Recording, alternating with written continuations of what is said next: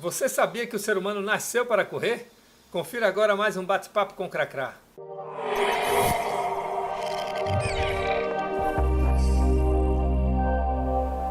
E o bate-papo com o Cracrá de hoje é com o fisioterapeuta, professor, palestrante e corredor Paulo Bastos. Paulo, muito obrigado por aceitar o convite e de compartilhar conosco a tua experiência, a tua vivência, tanto no estudo da saúde, né, da fisioterapia, mas principalmente dessa junção do atleta com o fisioterapeuta, né, de analisar e de consertar as pessoas, podemos dizer assim. E eu queria começar esse bate-papo com a pergunta: nós somos nascidos para correr ou essa evolução foi dada de forma natural ou uma involução, podemos chamar assim? Então, Cracrá, por muito tempo isso foi uma questão polêmica quando a gente pensa em evolução humana. Mas hoje a gente tem uma coisa já bem estabelecida, né, diante das evidências disponíveis, de que de fato o humano ele está aqui para correr, né? E foi a corrida uma das coisas, né, que nos diferenciou como gênero e como espécie. Quando a gente olha para todo esse processo evolutivo, a gente vê que as modificações finais ali, dando origem ao gênero Homo, né, que é a grande classificação. Se a gente quiser exemplificar com o Homo erectus, por exemplo, a gente vê que ele já tem todas as características de animal corredor e que, quando a gente olha do pescoço para baixo, a gente tem um corpo muito semelhante ao dele. Apesar de não ser uma mesma espécie, a gente está falando do gênero Homo e a espécie Homo sapiens ela vem um pouco depois disso. Hoje, com as evidências mais recentes, de aproximadamente 300 mil anos, mas esse cara, o Homo erectus, que já está bem adaptado a correr, ele data aí, segundo as evidências mais conservadoras, de aproximadamente 2 milhões de anos. Então, parece que há 2 milhões de anos nós estamos correndo aqui nesse planeta. E a corrida nessa época certamente não era por uma motivação de perder peso ou qualquer outra motivação atual. Era muito relacionada à sobrevivência. E principalmente a um tipo de caça específico, né, que ainda hoje é praticada por grupos humanos caçadores-coletores, que é a caça por persistência. Ainda existe na humanidade alguma comunidade ou alguns grupos vamos chamar, tribos ou população propriamente dita, que ainda trabalha dessa forma? Sim, nós temos alguns exemplos, principalmente na África, que é onde toda essa história começa, né? Os caçadores-coletores de outros lugares do mundo, eles não têm tanto a prática da corrida de endurance, né, da corrida de resistência, mas na África nós temos duas tribos que ainda preservam muito essa origem de caça por persistência, que são os Bosquímanos e os Hadza, né? Os dois ali na região do Kalahari, né, que é uma região de savana, onde você precisa de fato desse atributo, desse grande diferencial, né, dentro de uma cadeia alimentar para conseguir o alimento, né? E esse foi o diferencial humano que teve toda a relação com a nossa história evolutiva e que nos adaptou para a corrida, né? A corrida vem baseada na obtenção de alimento. A gente pode dizer que hoje os grandes campeões têm esse DNA, que se for ver o ranking dos principais corredores, eles vêm de origem africana. Sim. Alguns estão naturalizados de outro país, mas nasceram lá na África. Então esse DNA é mais forte e por conta disso eles realmente são grandes campeões ou houve todo um preparo? Veja, existe toda uma preparação, mas é importante ressaltar que em termos de DNA, código genético, nós todos pertencemos à mesma espécie. Somos todos Homo sapiens, né? Desde o oriental ao africano, ao escandinavo, todos somos parte de uma mesma espécie e não há distinção de código genético. Porém, há uma distinção de preservação de características físicas que são mantidas e herdadas, né, nessas pessoas, nessas comunidades e nessas tribos. Então a gente vê um biotipo muito adaptado à corrida de resistência, né, com os membros inferiores muito longos, presença de fibras lentas, né, de forma absurda, tipo de fibra muscular, o pouco pelo, que favorece a sudorese, até o tipo de cabelo, todas essas características do africano, se a gente pensar no etíope, no queniano, elas fazem muito sentido para a corrida de resistência, né? E é assim que a gente entende, né, quando a gente olha a característica física dessas tribos, a essência humana, em termos de característica física geral mesmo, aspecto físico. A partir desse momento, o humano, quando ele chega nos ambientes diferentes, na Europa, enfim, ele vai se adaptando àquele novo clima. Então, a pele vai perdendo melanina, o cabelo vai se tornando menos crespo. Essas adaptações que hoje geram tantas discussões sem sentido, né? Elas são basicamente geradas por uma adaptação ao clima vigente no local. E aí, hoje você tem uma tecnologia trabalhando para a melhoria da performance. Tênis com super amortecimento, responsividade. E a gente vai estudar a história dos Tarahumara lá no México, e os caras ainda correm hoje em dia de sandália feita lá de borracha sem nenhum tipo de amortecimento. Isso causa impacto no corpo do corredor? Então, na ciência a gente tem que sempre partir da hipótese nula, né? E quando a gente olha para a evolução humana, é engraçado porque isso gera um pouco de polêmica, porque quem estuda evolução humana defende que a hipótese nula da corrida, né, é a corrida descalça. Ela está aí acontecendo há 2 milhões de anos, ou que no máximo uma sandalinha que consiga evitar as lesões pérfuro-cortantes, né? Não necessariamente associadas à absorção de impacto, não tem nenhum objetivo quanto a isso. E a hipótese alternativa, a gente sempre tem essas duas questões envolvendo pesquisa científica. A hipótese alternativa, ela é investigada para tentar derrubar a hipótese nula. E nós ainda temos uma hipótese nula vigente, ou seja, não existe nenhum tipo de evidência científica, né, bem estabelecida, bem conduzida metodologicamente, que mostre que o tênis é capaz de prevenir lesão, que o tênis é capaz de ser melhor, vamos dizer assim, em aspectos preventivos lesionais, do que a corrida minimalista, do que a corrida descalça, do que a corrida mais ancestral, como se coloca, tá? Então, de um ponto de vista científico, existe essa coisa estabelecida atualmente, né?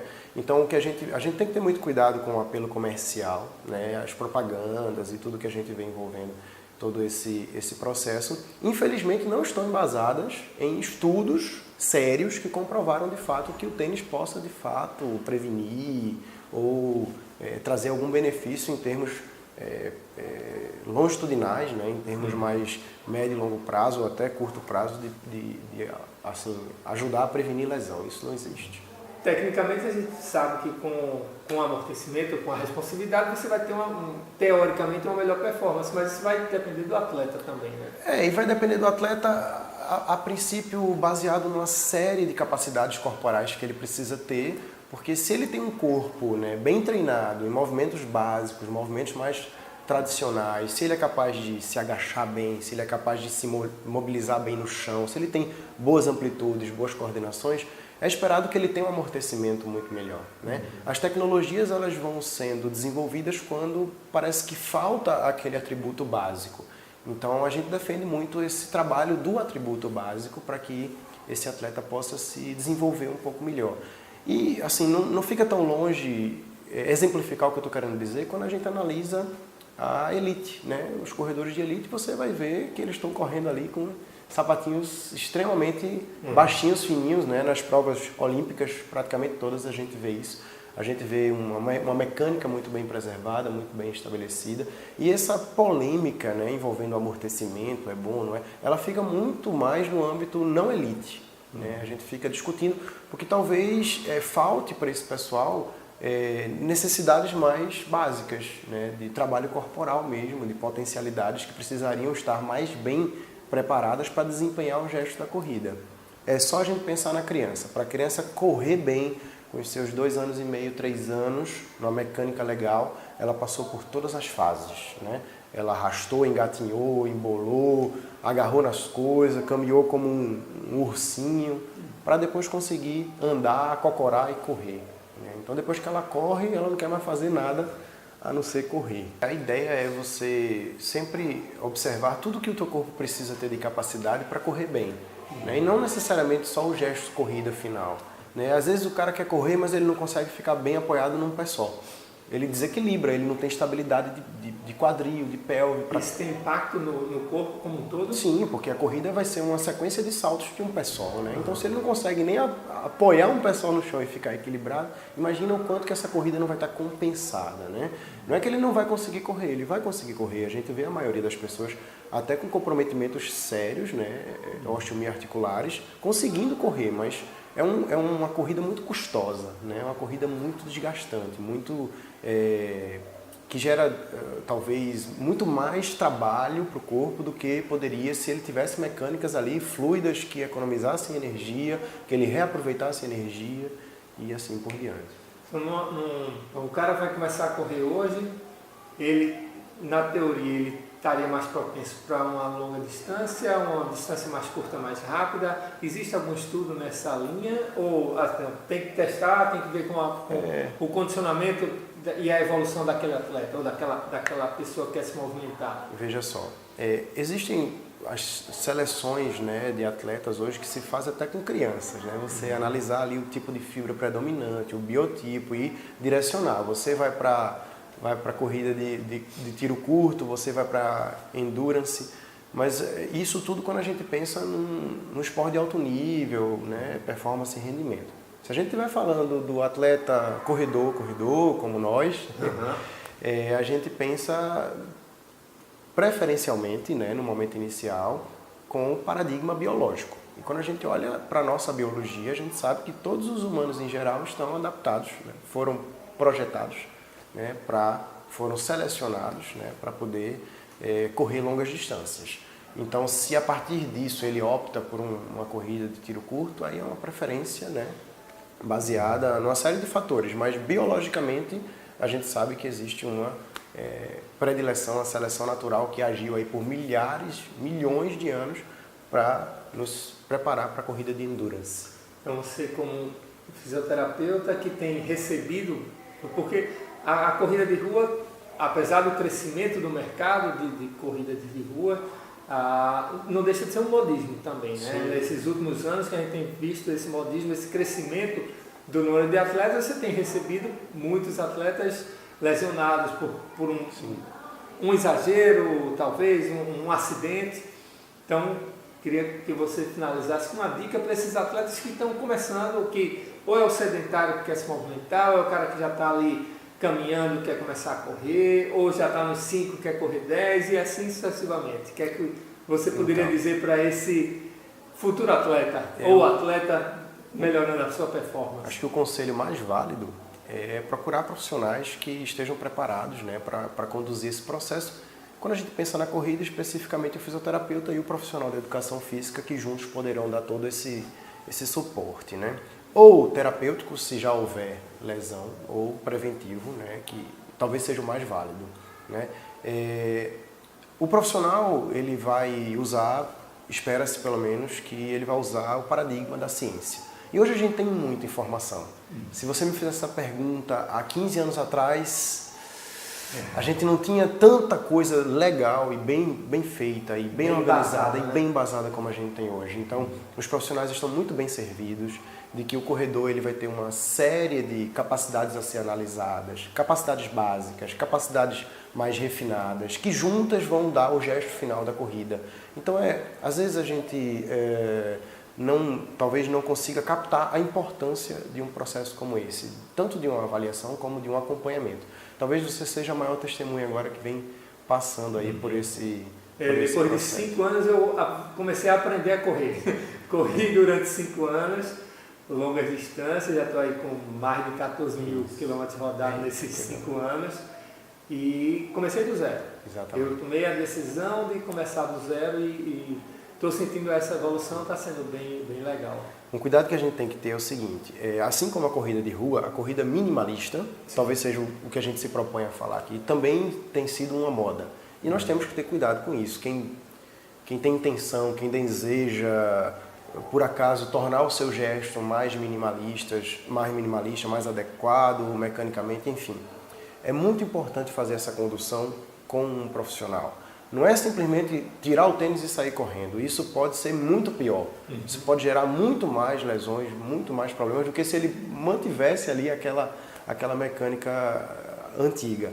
Esse processo ele tem que ser gradativo, ele tem que ser uma coisa bem conduzida, com todas as capacidades sendo trabalhadas para que seja tranquilo, para que não seja, em termos de custo-benefício, pior do que seria manter o gesto. Eu, como fisioterapeuta, faço parte de uma equipe que se chama FBA, né? Somos, na verdade, um grupo de amigos e colegas que usam do pensamento da biologia evolutiva e da antropologia para as ciências da saúde e do movimento como um todo, né? E existe um curso específico da FBA que se chama Corrida Ancestral, conduzido pelos meus amigos Vitor Carrara, que é profissional de educação física, e o Bruno Marcella, que é fisioterapeuta.